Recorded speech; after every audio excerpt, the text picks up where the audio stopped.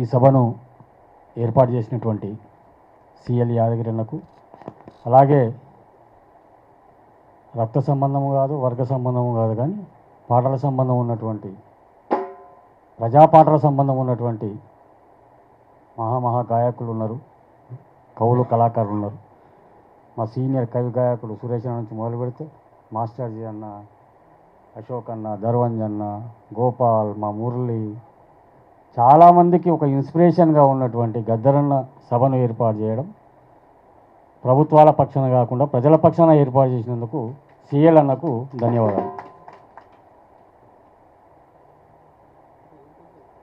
గద్దరన్న గురించి చెప్పుకోవడం అంటే ప్రధానంగా నా అంశంలో మా టీజేఎఫ్ తరఫున కూడా ఆయనకు ఒకసారి వినమ్రంగా, తెలంగాణ జర్నలిస్ట్ ఫ్రంట్ నుంచి కూడా వినమ్రంగా జోహార్లు తెలియజేస్తున్నాం. గద్దరన్నను తెలుసుకోవడం అంటే, ఆయన వారసత్వాన్ని కొనసాగించడం అంటే, కుటుంబ వారసత్వాల కంటే కూడా రాజకీయ వారసత్వం కొనసాగించాలని నేను అభిప్రాయపడుతున్నాను. ఆయన జీవితం మొత్తంలో ఒక 80% ఏ రాజకీయాలను అయితే ఆయన విశ్వసించిండో, తర్వాత కాలక్రమంలో అంబేద్కర్ అంశంలో కానీ, రాజ్యాంగంలో విషయంలో కానీ ఏవైతే ఆయన ఆచరించి చూపిండో, చెప్పడము ప్రవక్తలుగా ఉండడం పెద్ద ప్రీచర్స్గా ఉంటారు. ప్రీచర్స్గా ఉండడం కదా, టీచర్స్గా ఉండాలి. టీచర్స్ అంటే మళ్ళీ తాను చదువుకొని ప్రజలకు చెప్తారు. గద్దరన్న not a preacher, is a teacher. ప్రజల నుంచి నేర్చుకుంటూ ప్రజలకు మళ్ళీ అందజేసిండు. కాబట్టి ఆ రాజకీయ వారసత్వాన్ని కొనసాగించాలని కోరుకుంటున్నాను.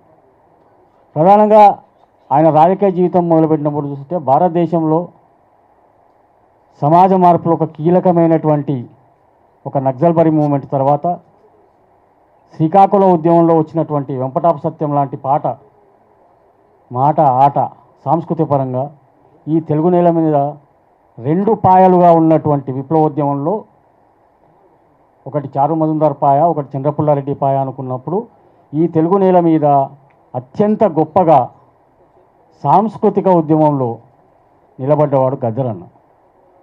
ఆయన స్పృశించని అంశం లేదు. చాలామంది విప్లవం అంటే ఏమనుకుంటారంటే అదొక పవిత్రమైనటువంటి అనే ఒక అంశంలో మాట్లాడుతూ దాన్ని కొన్ని అంశాల్లో చూసి చూడనట్టు, కొన్ని అంశాలని పట్టించుకోనట్టు కూడా వెళ్ళిపోతుంటారు. అది బ్రాహ్మణీయ భావజాలం. అమరవీరు నుంచి మొదలు పెడితే అక్కల వరకు, పాయికానా అంశం నుంచి వెళితే మూలకున్న చీపురు కట్ట వరకు ఆయన పాటను ప్రజల నుంచి తీసుకొని డెమోక్రటైజ్ చేసిండు, దాని నుంచి రివల్యూషనైజ్ చేసిండు. అది ఏమన్నా మనం ఆయన ఆశయాలను కొనసాగించాలంటే అది మన కవులు కళాకారులుగా మనకున్నటువంటి బాట, మనం నడవాల్సిన బాట, మనం పాడాల్సిన పాట, మనం చెప్పాల్సిన మాట. ప్రజల పక్షం వహించడమే ప్రజా కళాకారులుగా మనము గద్దరన్నకి ఇచ్చేటువంటి ఘనమైన నివాళి అని భావిస్తూ థ్యాంక్ యూ వెరీ మచ్.